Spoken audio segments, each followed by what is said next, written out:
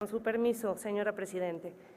El artículo 25 de nuestra Constitución establece a la letra que el Estado debe velar por la estabilidad de las finanzas públicas y a su vez generar condiciones favorables para el crecimiento económico y el empleo. Pero ¿quién del Estado es el encargado de esta importantísima responsabilidad? Sin duda, el Ejecutivo tiene parte de esta responsabilidad a través de la Secretaría de Hacienda y Crédito Público, especialmente en lo que corresponde a asegurar finanzas públicas sanas.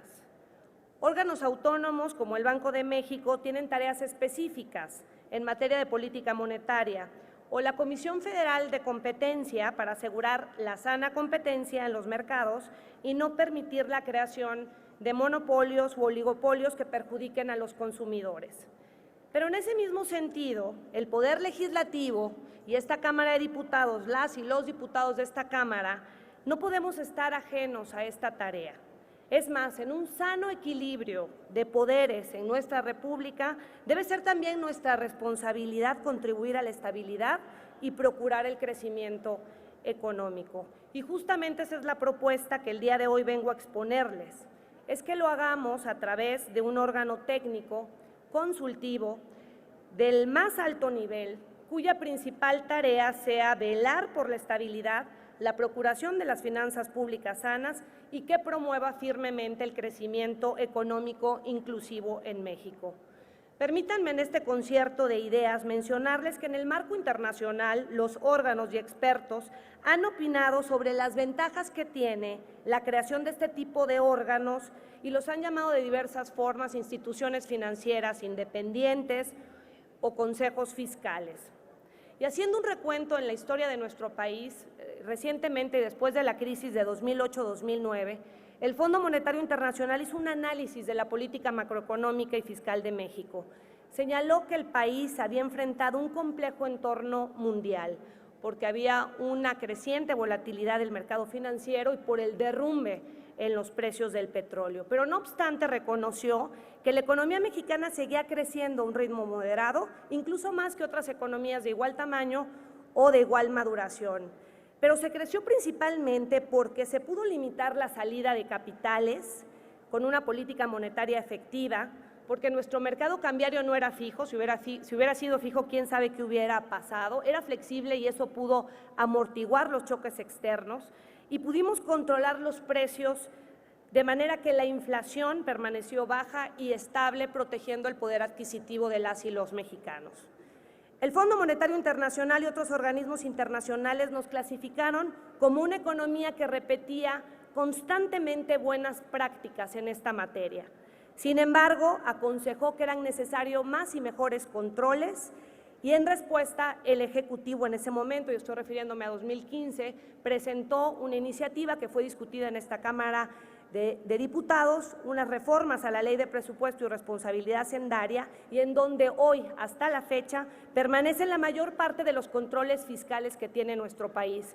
Sin embargo, y desafortunadamente, no pudimos contar con un órgano técnico de esta naturaleza. Debo señalar que diversos estudios internacionales siguen revelando que las naciones que no cuentan con estos controles tienen un fuerte sesgo hacia incrementar desmedidamente el gasto, pero el gasto hacia partidas presupuestales que no generan crecimiento económico y que normalmente son para programas clientelares. Pero en caso contrario, los 47 países, entre ellos España, Reino Unido, Portugal, Francia, pero también dentro del continente americano, como Perú, Colombia y Chile, que tienen este tipo de consejos fiscales, mejoraron considerablemente su perfil de deuda y el equilibrio presupuestal. Sin duda, México atraviesa un contexto nacional muy complicado. Y en esta ocasión no viene de choques externos, sino viene de un cambio de régimen, así lo ha denominado el partido que hoy gobierna. Desafortunadamente, las primeras decisiones en política pública no están dando certeza a los inversionistas y no está generando el crecimiento económico necesario para mantener los empleos que hoy tenemos y mucho menos para incrementarlos y lograr los muchos más que necesitamos.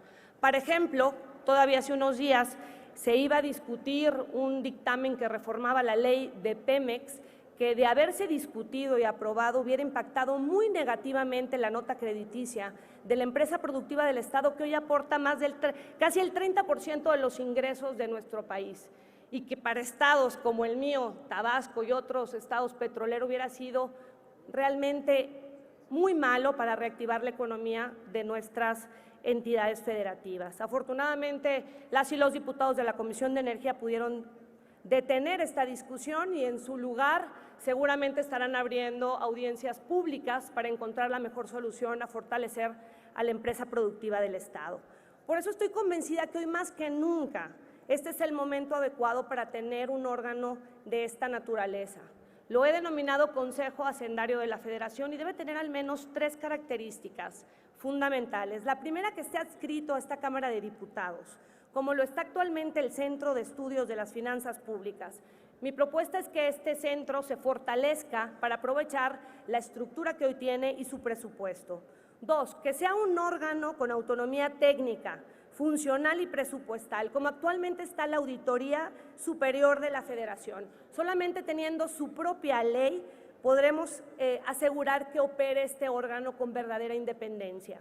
Y tercero, que esté compuesto por ciudadanos que posean conocimientos especializados y con las más altas credenciales académicas, de experiencia en la materia, que sean propuestos por esta Cámara de Diputados para posteriormente ser seleccionados en un sistema de ternas para su elección.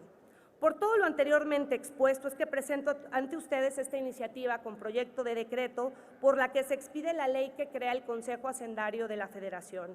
Debo decirles que este es un resultado que emana de un trabajo colectivo con varias organizaciones. Destaco el trabajo de la Federación Nacional de Economistas, sus colegios agremiados, la Coparmex, con quienes tuvimos muchísimas horas y días discutiendo este proyecto normativo.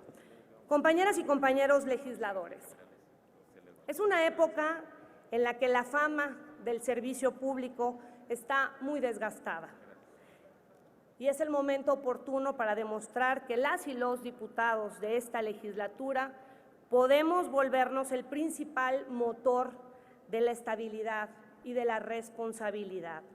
Si aprobamos un órgano como el que propongo, que nos auxilie en materia económica, además estaríamos atendiendo las recomendaciones internacionales y nacionales de los expertos, y esto es verdaderamente un parlamento abierto.